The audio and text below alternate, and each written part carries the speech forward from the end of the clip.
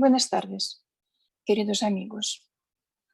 Hoy tenemos la segunda conferencia del ciclo Poesía rusa de la Edad de Plata y hoy hablaremos, yo creo que solamente tendremos tiempo de hablar solamente de dos poetas, grandes poetas, porque no tendremos más tiempo, sobre Alexander Blok y Iosif Mandelstam.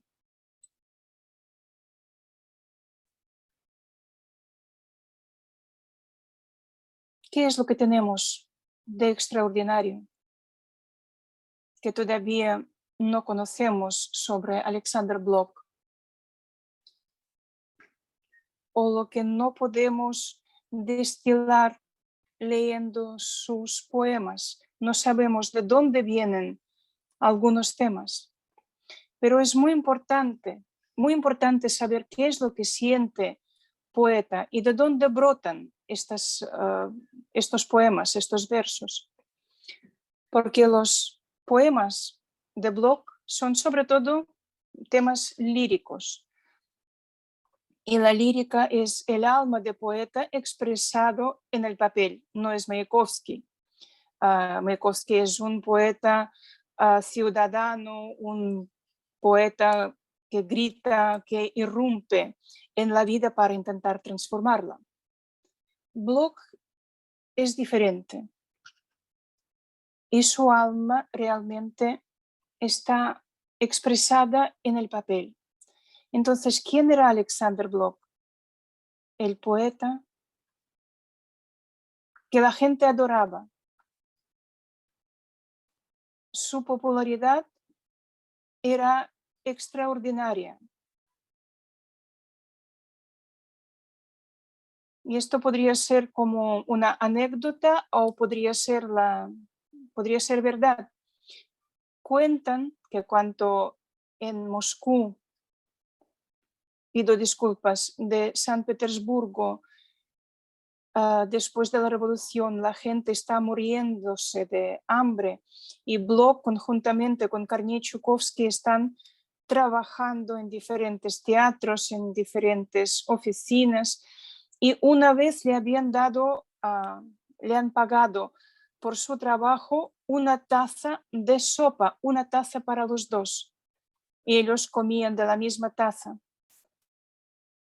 Y si alguna vez alguno de los amigos conseguía un poco de alcohol, lo diluían y organizaban una fiesta.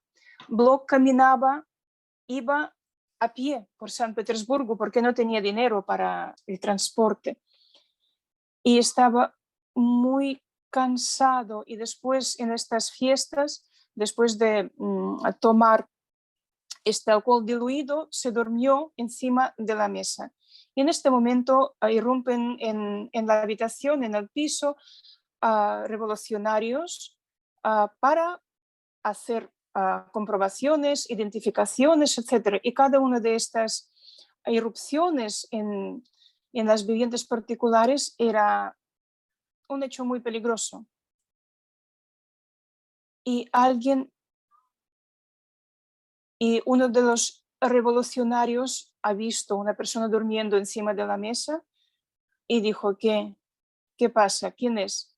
Y alguien dijo, por favor, no hagan ruido, porque este es el poeta Blok, está cansado, está durmiendo. Y el soldado dice, sí, realmente es el auténtico Blok, entonces vamos chicos, no despertemos al poeta. Y cuentan esta historia como verdadera. Alexander Blok nació en 1880 en Varsovia, donde su padre era profesor de la Universidad de Varsovia. Se ocupaba de los problemas de las minorías nacionales. Y hay que decir que su padre era una persona bastante desagradable.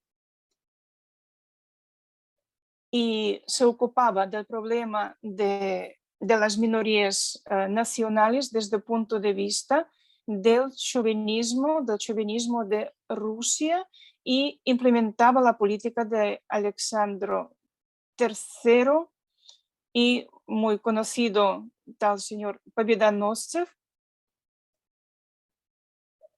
que dicen que tenía las alas sobre Rusia, controlándola e intentando congelar todo el pensamiento progresivo. En esta época estaba muy de moda el chauvinismo, nacionalismo ruso. Y el padre de Bloch era una de estas personas. Y hay que decir que de aquí viene un cierto chauvinismo de Bloch, viene de su padre, aunque esto no se percibe en sus obras, pero una vez cuando oyó los poemas de Mandelstam, Bloch le dijo, vaya, pensaba que solamente era un judío y resulta que es un poeta. Y esto era reflejo de la educación de su padre. Hay que decir que su madre huyó muy rápidamente de su marido a San Petersburgo, y hay que decir que su padre era una persona inestable emocionalmente y después ya se volvió loco. Y hay que decir que era un sadista sexual que abusaba de su mujer. Entonces, en este ambiente, cuando la mujer huye del marido, del padre de Bloch, Bloch se cría con su madre, que lo adoraba, pero un chico necesita una figura paterna. Y a pesar de que Bloch solamente mantenía correspondencia con su padre, hay que decir que él había influido en su educación. La madre de Bloch intentaba influir también sobre su hijo. Hay que decir que también era una persona bastante inestable, emocional y psíquicamente era inestable. Muy a menudo visitaba a los psiquiatras, estaba ingresada en una clínica psiquiátrica y también le gustaba, era amante de la mística. Y esta mística suya estaba basada en muchas supersticiones. Y como cualquier místico en aquella época, ella siempre estaba esperando a Apocalipsis. Y por otro lado, estaba esperando también a un milagro. Y en esta situación entre la sensación de la llegada inminente de Apocalipsis y por otro lado, esperando a un milagro, había criado a su hijo en este ambiente. Hay que decir que la influencia de la madre sobre Bloch era muy importante y ya cuando era un adulto joven, él escribía que yo puedo no estar de acuerdo con diferentes opiniones de diferentes personas, pero yo confío en mi madre sin ninguna duda. Y la opinión de mi madre para mí es inapelable. Esta relación entre la madre y el hijo había tenido un papel no muy bueno. De esto ya hablaremos más adelante. En 1908, cuando él es muy joven, tiene 18 años, y en la juventud de entonces influye muchísimo la filosofía de Vladimir Solovyov, que en aquel entonces había muerto en el año 1890. Pero era una persona extraordinaria, era un hombre muy opuesto, muy guapo, tenía mucha influencia y era una persona carismática que atraía la opinión de la gente. Él atraía a la gente que le escuchaban. También era místico, y escribía, que también era visionario, y había dicho que tenía 3 visiones. En una de las visiones había aparecido una mujer donde él había reconocido a Sofía la Sabia. Este es un personaje divino. Ella tenía muchísima influencia en los textos antiguos escolásticos, en los textos de cristianos, en judeos, en diferentes culturas. Entonces, esta imagen de la Sofía la Sabia tenía mucha influencia antes del culto de Madre de Dios, porque la figura de Madre de Dios era posterior y Sofía representaba una sabiduría divina. Entonces, la última vez, cuando Solovyov la vio en sus visiones, le había dicho que tenía que hacer una peregrinación a Egipto, etcétera, etcétera. Y entonces, esta teoría de Solovyov sobre Sofía la Sabia decía que esta sabiduría había venido al mundo y hay que adorarla para que ella pudiese dar a las personas sabiduría suprema. Y esto tenía muchísima influencia sobre los jóvenes. Solovyov era una persona muy, muy especial, muy particular, que no solamente se basaba en diferentes enseñanzas místicas antiguas, pero también implementaba esta idea de la pureza física absoluta. Él era virgen. Él consideraba que solamente una persona limpia, pura físicamente, podría conocer a Dios realmente. Entonces, esta juventud, Blok, su amigo Andrei Belый y sobrino de Solovyov, Vadim Sergei Solovyov, que tenía entonces unos 17 años, este grupo de jóvenes, conjuntamente con otros amigos y conocidos, pero ellos formaban el núcleo de este grupo. Entonces, ellos decidieron implementar estas ideas, estas visiones de Solovyov, pero esta idea dio un giro muy interesante. Conjuntamente con la adoración de la bella dama del siglo XIII, XIV, estamos hablando de Edad Media, de los trovadores, del renacentismo, y este culto a la bella dama. Entonces ellos juntaron estas enseñanzas sobre la Sofía, la Sabia y la bella dama. Entonces, ¿qué representaba la bella dama en la Edad Media? Evidentemente, esto era la época de los caballeros. Entonces, un caballero escogía a una bella dama y la adoraba durante toda su vida. Y habíamos visto muchas películas relacionadas con esta época y tenemos una imagen. Y existían rituales relacionados con este tema. Uno de los postulatos, por ejemplo, era que a la bella dama solamente se podría contemplar a distancia. En Dante podemos leer en una de sus obras que cuando describe cómo encontró a Beatrice, cómo la adoraba a distancia, y solamente se podría contemplarla. Otra versión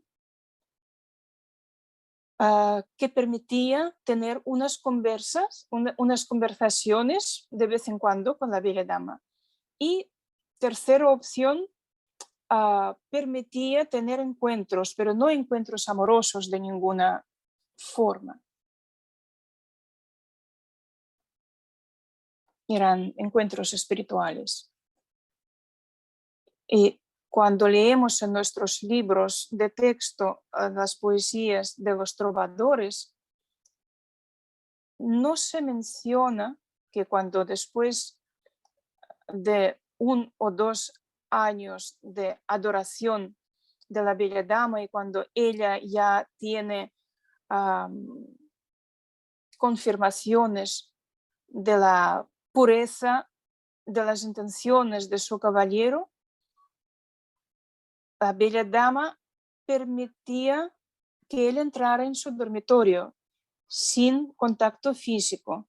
Él podría vivir en el suelo de su dormitorio, podría contemplarla. Entonces, podéis imaginar hasta qué punto de exaltación llegaban estos jóvenes hombres. Y a partir de este estado de ánimo, evidentemente necesitaba una salida. Y estas salidas eran en forma de poesía o en forma de algunas hazañas. Entonces, este grupo de jóvenes que les había gustado mucho esta idea, y entonces surgió la pregunta, ¿quién sería nuestra bella dama? Y escogieron a la vecina de Alexander Blok, la hija de Dmitri Mendeleev, autor de la famosa tabla periódica, y esta joven pasaba mucho tiempo en la casa de campo en la hacienda de Blok, porque eran vecinos, y entonces esta adoración por la joven se transformó en amor. La chica estaba muy confusa cuando veía que los jóvenes, al verla a distancia, se callaban alguna vez, se ponían de rodillas. Y para ella esto era extraño. Era una joven muy atractiva, muy guapa, muy mundana, que tenía un sueño de enamorarse, tener familia, casarse.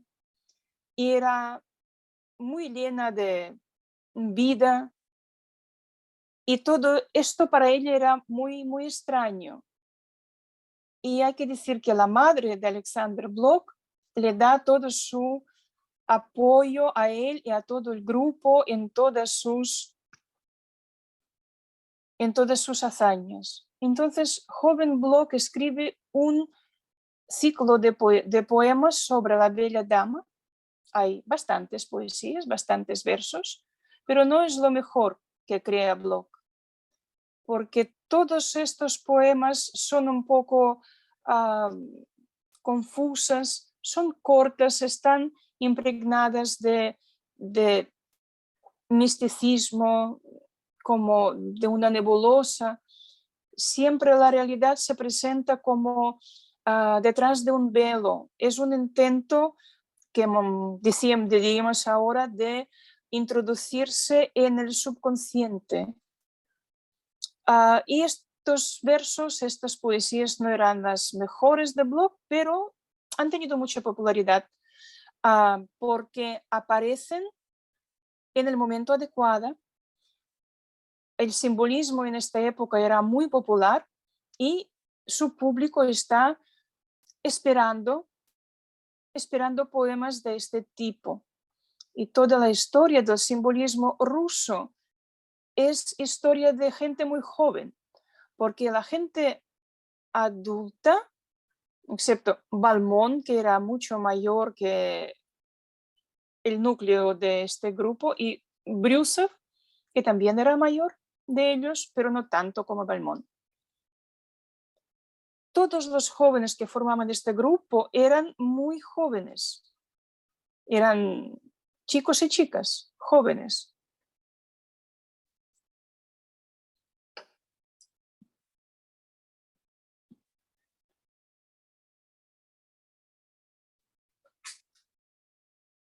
Y si hablamos que Bloch había nacido en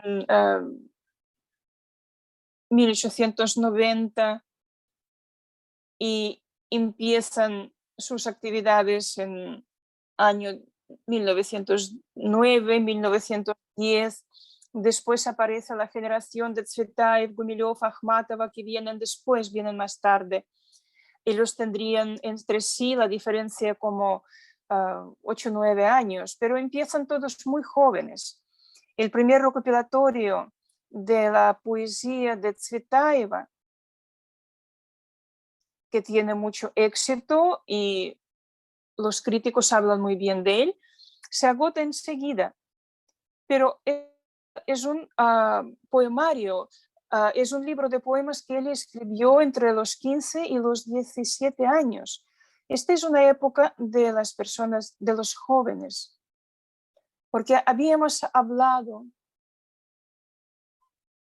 que el siglo antiguo es vetusto, es antiguo, y ahora está naciendo una época nueva, está a punto de llegar el siglo XX, que cambiará todas las ideas sobre todo, sobre la fe, sobre la vida, sobre el amor. Y esto se percibe en el aire. Nadie sabe qué va a pasar, pero todos lo perciben, estos cambios. Y hay que decir que la sociedad en este momento está viviendo unas contradicciones muy importantes. Y estos chicos no conocen de cerca ni actividad política, ni otras actividades, pero a pesar de esto lo notan en el aire. Y Alexander III, que había congelado a Rusia, había terminado con el terrorismo, con la libertad de pensamiento y de expresión. Pero él no era tonto. Y él preguntaba, si siempre estamos en una caldera que se está calentando y está cerrada por todas partes, ¿qué pasará? Y le contestaron, esta caldera explotará. Y es lo que pasó finalmente. Entonces, la sensación de esta caldera que está hirviendo, con agua hirviendo dentro, y estando en el centro de los acontecimientos, y cuando estamos hablando del pueblo, el pueblo lo nota. Y se nota este estado de ánimo un poco apocalíptico. Todo el mundo está esperando que llegue Apocalipsis. ¿Y qué pasó con la Primera Guerra Mundial? Era una especie de apocalipsis. Y la canción revolucionaria internacional que dice que vamos a construir un nuevo mundo y quien no era nadie será todo. Y entonces, en las ruinas de la sociedad antigua tenía que crecer una sociedad nueva. Hay que decir que todo lo que pasa no pasa por casualidad. Y no es porque esta joven inteligencia, escritores, compositores, pintores, literatos, etcétera, estaban jugando sus juegos místicos. Por ejemplo, había pasado una vez una historia cuando Bloch fue invitado a una especie de fiesta en casa, donde tenía que ocurrir un sacrificio humano. Él no acudió a esta fiesta donde habían asistido muchas personas muy conocidas y famosas. Entonces, ¿qué pasó? Al principio la gente había leído escrituras antiguas, cantaban canciones. Después salió un joven, era un músico judío joven, no bautizado, vestido de blanco. Le habían cortado una vena en una mano y la sangre de esta persona lo habían recogido en una copa, lo dieron en agua y todos bebieron de esta copa. Este representaba un sacrificio humano.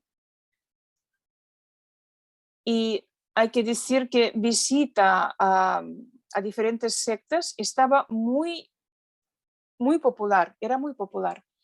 Hay que decir que en Rusia de finales del siglo XIX, hay que decir que casi una tercera parte de la población estaba en alguna secta. Y no solamente unas sectas que vivían en los bosques. Muchas sectas habían aparecido después del final de los Raskolniki. Raskolniki eran personas que habían huido de la persecución del zar y se escondía, vivía en los bosques y llamaban los de la fe antigua. Y siguiendo este ejemplo, aparecieron diferentes sectas. La secta más popular es la Hlsty, que ahora hablaremos de ella. Esta secta combinaba de una forma muy curiosa хлыстовство y cristianismo ortodoxo. Hay que decir que seguidores de esta secta no formaban poblaciones autóctonas, sino vivían allá donde estaban habitando, y ellos visitaban las iglesias y eran practicantes muy activos. Y la idea era la siguiente: cuando tú estás rezando a Dios,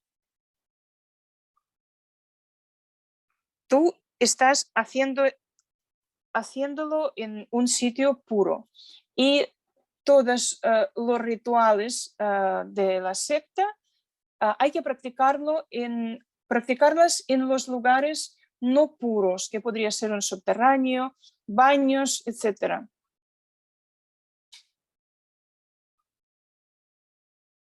Y esta secta habían visitado todos los aristócratas. Esto, por ejemplo, si lees una novela estupenda de Maxim Gorky, La vida de Klim Samgin, justamente está describiendo cómo la gente acudía a las sectas, y particularmente a la secta de Hlsty. Y la idea de ellos era que Dios no era como una persona aparte, pero Dios vive en cada persona y cada persona puede ser Dios, igual que puede ser la Madre de Dios. Y en esta secta había como un jefe, que era Jesús, y la jefa, que era Virgen María, y hablaban de que cada persona es divina en su ser. Y esta idea era muy atractiva para la gente, para la inteligencia, para la aristocracia. Y esta idea les gustaba mucho y era muy atractiva. Además, los rituales de esta secta, conocéis los derviches los sufís, que giran sobre sí mismos. Y estos rituales de Hlsty también tienen una semejanza con estas danzas de los dervish. Entonces, finalmente, a veces estaban girando durante horas.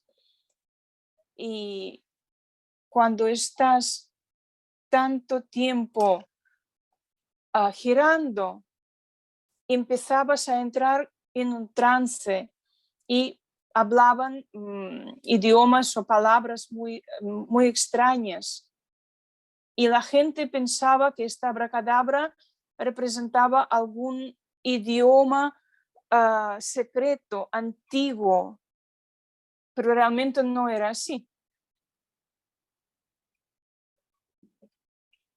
Pero a veces también podrían hablar entre ellos de una forma bastante coherente.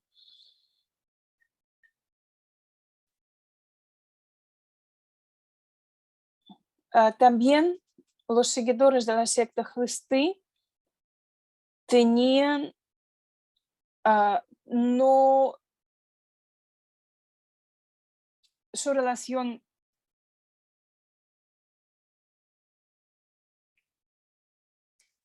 una relación con el sexo también era muy especial y ellos decían que si estás casado, descásate y si no estás casado, no te casas, no te cases. Y también pensaban que tener hijos era una cosa absolutamente innecesaria.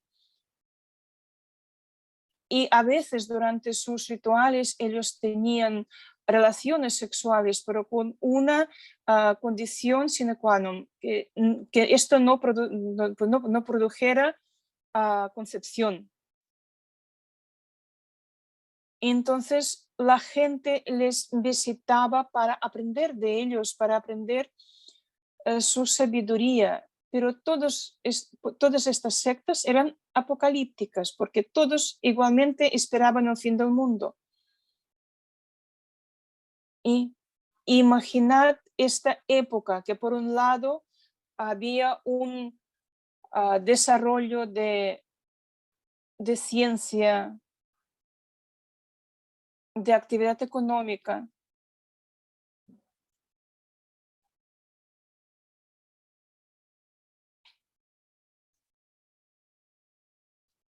y por otro lado estos perjuicios y estas ideas.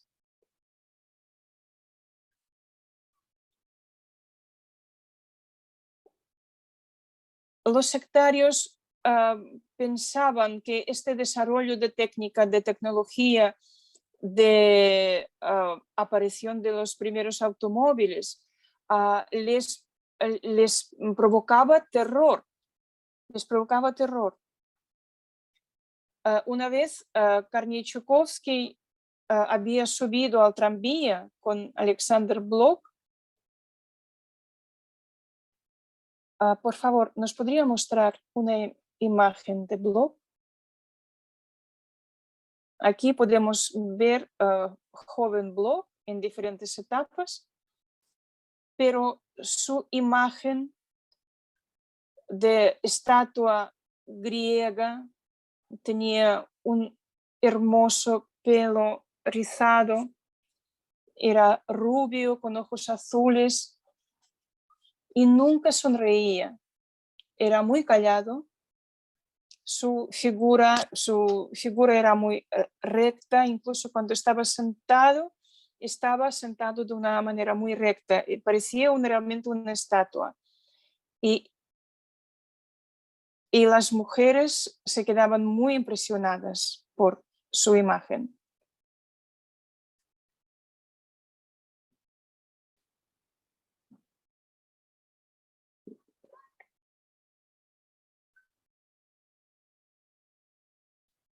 Y podéis imaginar qué mezcla de búsqueda de Dios, de supersticiones, de adoración de bella dama, de salivato, etcétera. Toda esta mezcla que vivía Alexander Blok y su madre le daba su apoyo incondicional.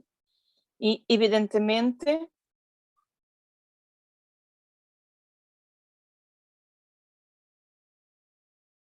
aquí estaba presente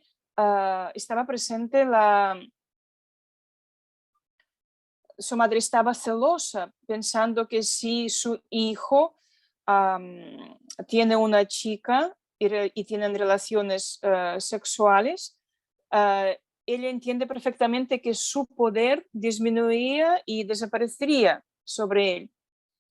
Y por eso ella alentaba sus ideas.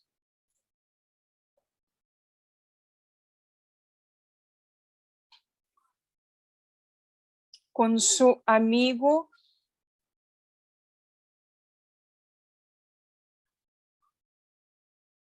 había pasado una historia con la chica de la que está enamorada Block, que se enamora de su amigo, era un auténtico drama. Entonces, poco a poco, en la mente y en la poesía de Block, poco a poco las cosas van cambiando. Entonces, la idea de esta bella dama inaccesible físicamente, que está como en un pedestal y está en una aureola como divina, como la Sofía, la sabia. Y en un momento dado, Block empieza a visitar a las prostitutas.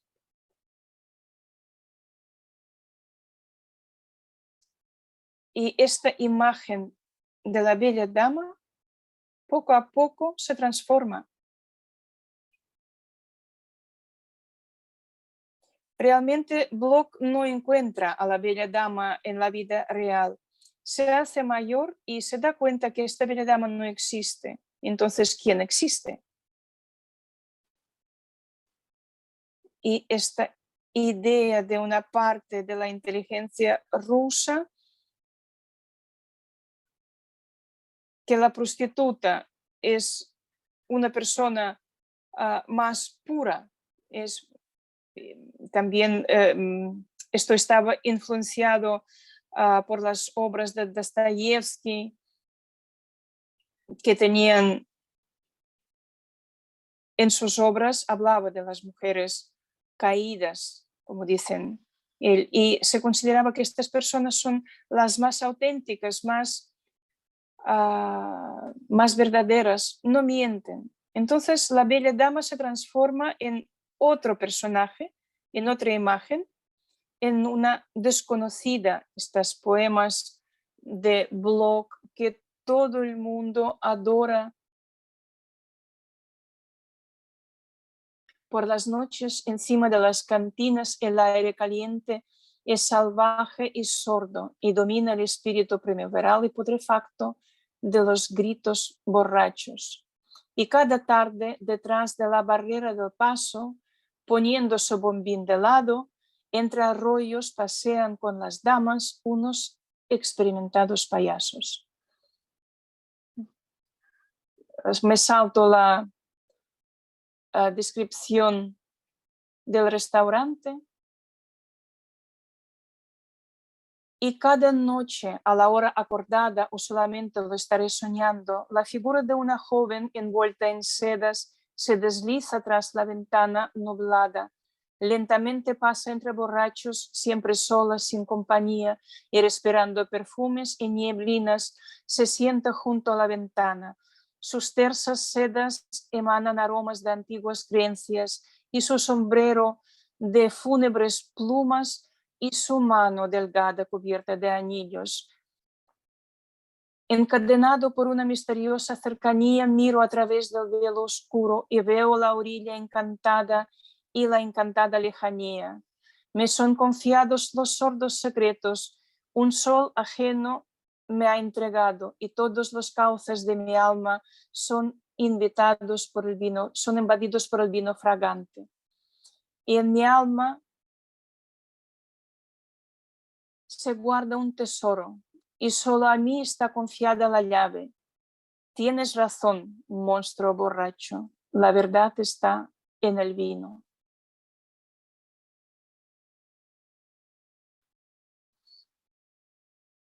Entonces, ¿qué pasa? cómo se transforma la imagen de la bella dama. Una mujer que sola viene en un restaurante, en una taberna de borrachos, y donde el mismo Bloch está sentado bastante borracho, y esta mujer se sienta sola enfrente de una ventana.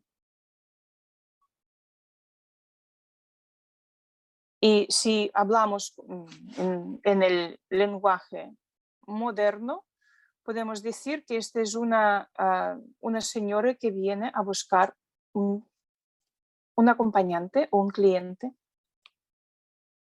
Este es muy bonito, muy hermoso. Y todo esto es muy realista. El hecho de que esté borracho, que sus ojos están nublados, y estos monstruos borrachos, como dice él, que tiene estas visiones.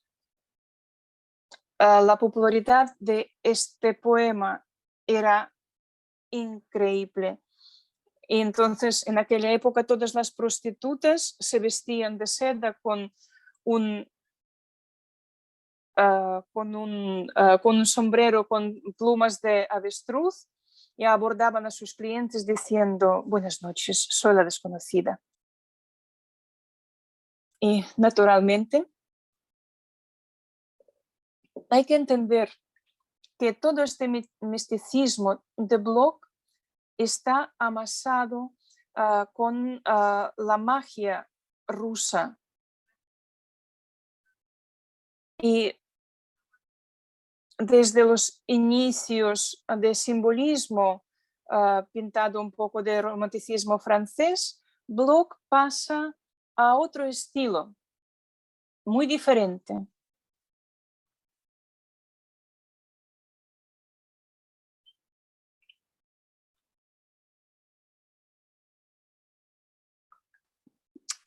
Y yo puedo decir que Bloch nació en 1880, Billy en 86, Yesenia en 95, Marina Tsvetaeva en 910. Que podemos ver que todos estos jóvenes poetas son de la misma generación prácticamente. Hay muy poca diferencia de edad.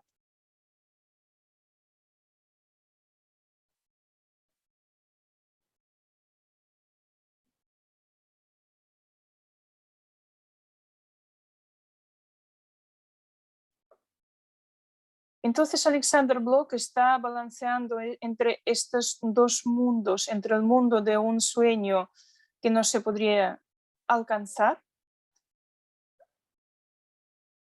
y el mundo exterior que está amenazando a destruir su mundo de sueños y ideales, y su existencia es absolutamente,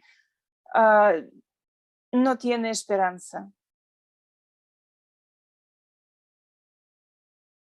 La revolución rusa de 1905-1912, que más no era una revolución propiamente dicha, sino era una explosión de descontento de las masas. Era horrible porque las masas enfurecidas mataban a los aristócratas, quemaban sus haciendas, sus casas.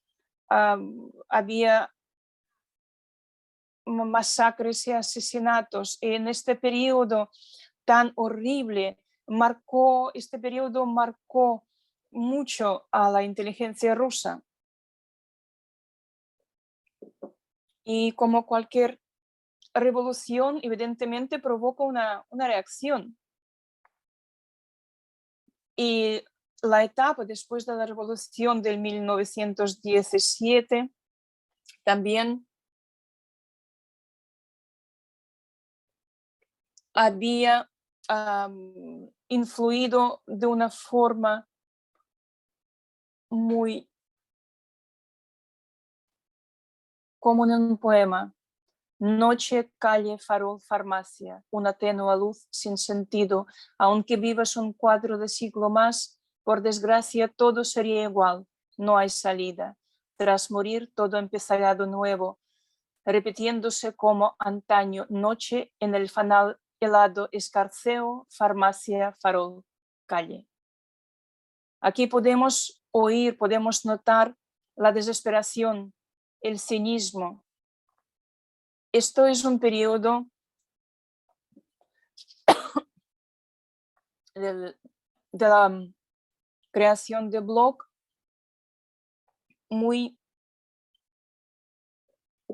que cambia todo su entendimiento. Él no puede escaparse de esta situación.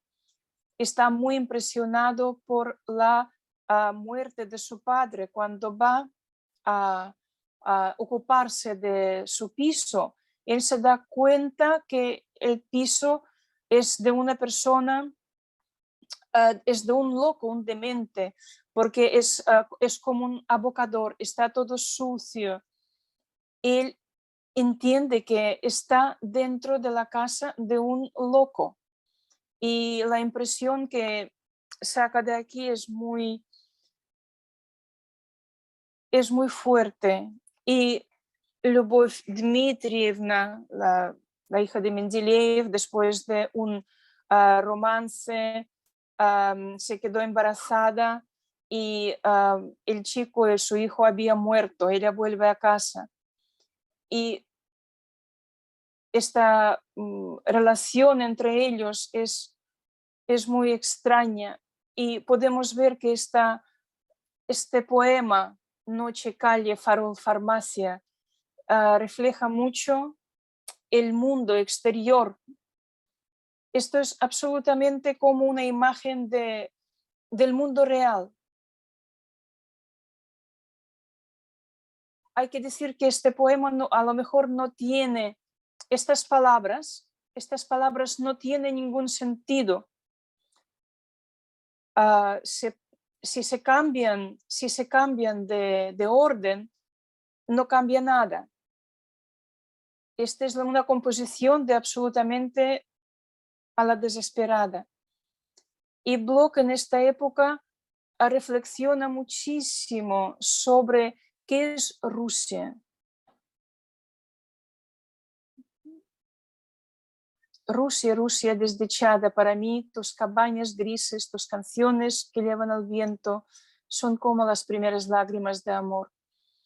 A pesar de este dolor, Bloch ama a Rusia, su corazón está sufriendo, su corazón está llorando, pero él entiende que no puede ayudar, no puede hacer nada, solamente puede expresar su amor a través de los poemas. Y aquí tenemos un fragmento en la llanura de Kulikov. Oh Rusia mía, mi esposa, es tan claro el camino que hasta causa dolor. Nuestro camino, como la flecha tártara de la libertad de antaño, nos atravesó el pecho. Nuestro camino, el camino a través de la estepa, sumido en la infinita tristeza, en tu tristeza, oh Rusia. Pero ni las tinieblas nocturnas extrañas me causan temor. No importa que sea de noche, llegaremos, alumbraremos con hogueras la lejanía de la estepa. En el humo estepario brillarán por un instante la bandera santa y el acero del sable de Han. El combate es eterno, el sosiego es solo un sueño. A través de la sangre, el polvo vuela la yegua de la estepa, aplastando la hierba. Y no hay fin. Escarpas y llanos van pasando, detenedla. Van pasando las nubes asustadas, la puesta del sol ensangrentada, la puesta del sol ensangrentada. Del corazón la sangre fluye, llora, llora corazón, no hay sosiego. La yegua indomable de la estepa avanza, desbocada. Y aquí está hablando del destino de Rusia. Hay que decir que Bloch había aceptado la revolución con mucho entusiasmo. Él pensaba que por fin había llegado este apocalipsis y este cambio sería bueno para Rusia. Hay que decir que en aquella época había muy pocas personas que estaban a favor que estuvieron a favor de la monarquía. Pero la revolución había traído consigo muchas sorpresas que nadie esperaba.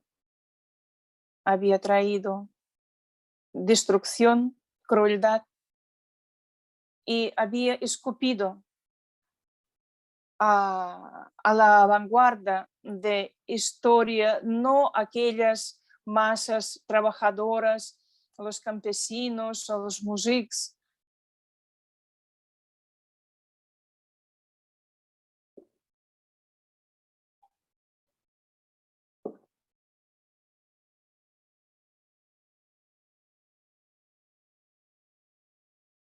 Y salen las personas a la vanguardia, salen las personas muy separadas de sus raíces, ex soldados, marines. Se abrían marineros, se abrían las puertas de las prisiones y salían criminales. Y Bloch, que tenía la capacidad de oír música desde joven, porque siempre en sus oídos sonaba la música. Él notaba, él percibía al tiempo y a la gente. Depende de la música que sonaba en sus oídos. Y Bloch, él había oído la música de la revolución y escribió poema 12. El viento retoza, revoltea la nieve, 12 hombres pasan marchando, se refiere a los 12 apóstoles, fusiles con correas negras, fuegos, fogatas por todas partes, un cigarrillo entre los dientes, la gorra aplastada, lo único que nos falta es la camisa de rayas. Libertad, libertad, ratatá. Hace frío, camaradas, mucho frío. Y aquí Vanka y Katka en la taberna, ella con rublos de Kerensky entre las medias. Vanyushka está hecho un ricachón. Era de los nuestros y ahora es un soldado. Ey, Vanka, burgués, hijo de perra, atrévete a besar a mi chica. Libertad, libertad, sin la cruz, ya. Katka está ocupada con Vanka. ¿En qué está ocupada? ¿En qué? Ratatá. Fuegos, fogatas por todas partes. Las correas de los fusiles en los hombres. Con firme paso revolucionario, el incansable enemigo no duerme. Camaradas, agarra el fusil sin miedo. A la Santa Rusia meteremos un balazo. A la ruda, a la Rusia de las isbas, a la del gordo trasero, sin la cruz. Y acaba que matan a Katka. Al final, después de este poema, los amigos han dejado de saludarle. Y una vez una conocida suya, una amiga suya, cuando se cruzaron en la calle, Bloch la preguntó, ¿usted no me va a saludar? Y ella dice, lo voy a saludar como persona, pero no voy a saludarle como el poeta. Porque ¿cómo podía poner enfrente de toda esta horda de los bandidos a Jesucristo? Y entonces pensaban, ¿a dónde los conduce? ¿A dónde los conduce a estas personas de que está hablando en su poema? Y aquí podemos ver que esto no es la desconocida. Aquí podemos ver un lenguaje vulgar, canciones populares. este estilo revolucionario de estas personas que la revolución ha escupido hacia arriba. Esto es prácticamente chusma. Y cuando son de diferentes orígenes, pero cuando se juntan, se convierten en una fuerza horrible. Después de este periodo, Bloch estaba entrado en una etapa muy depresiva, muy destructiva y dejado de oír música. Él intentó trabajar en diferentes sitios, pero lo más importante era, él pretendía conseguir destruir a sí mismo, y es lo que consiguió al final. Pero su mujer, Lyubov Dmitrievna, siempre estaba a su lado. Había comentado que él había sufrido mucho, gritaba de una forma horrible, encontraba cualquier cosa que él tenía a su alcance y la rompía contra la pared. Bloch tuvo un final trágico, pero al mismo tiempo el poema Los 12 se convirtió en un poema muy popular. Y sobre todo entre la parte de los bolcheviques, de los oficiales del ejército.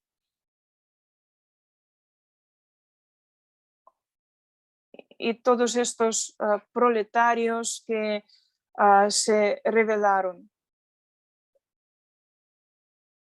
Y cuando invitaban a Bloch a leer sus poemas, siempre le pedían que leyera poema Los 12. Y él siempre se negaba.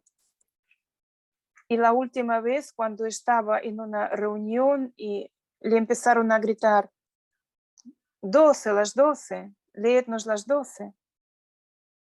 Él estaba de pie, callado, durante mucho tiempo, y la sala estaba esperando, porque Bloch era alguien especial. Le querían mucho y lo idolatraban. Entonces Bloch estaba de pie, callado, y de repente empezó a leer un poema, un antiguo poema con que acabemos nuestra conferencia.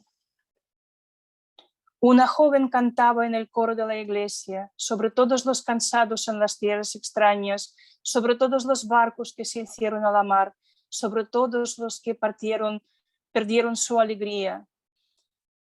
Así cantaba su voz volando hacia la cúpula, y un rayo de luz brillaba en su blanco hombro, y todos desde la penumbra miraban y escuchaban cómo el vestido blanco cantaba en el rayo de luz. Y todos los parecía que la alegría volvería, que todos los barcos en aguas apacibles, que toda la gente cansada en las tierras extrañas habrían encontrado una vida feliz. La voz era tan dulce y el rayo tan fino, y solamente allí arriba, a las puertas del reino, partícipe del misterio, lloraba un niño, sabiendo que nadie volvería. Si tenéis alguna pregunta, yo estaré encantada de contestarles.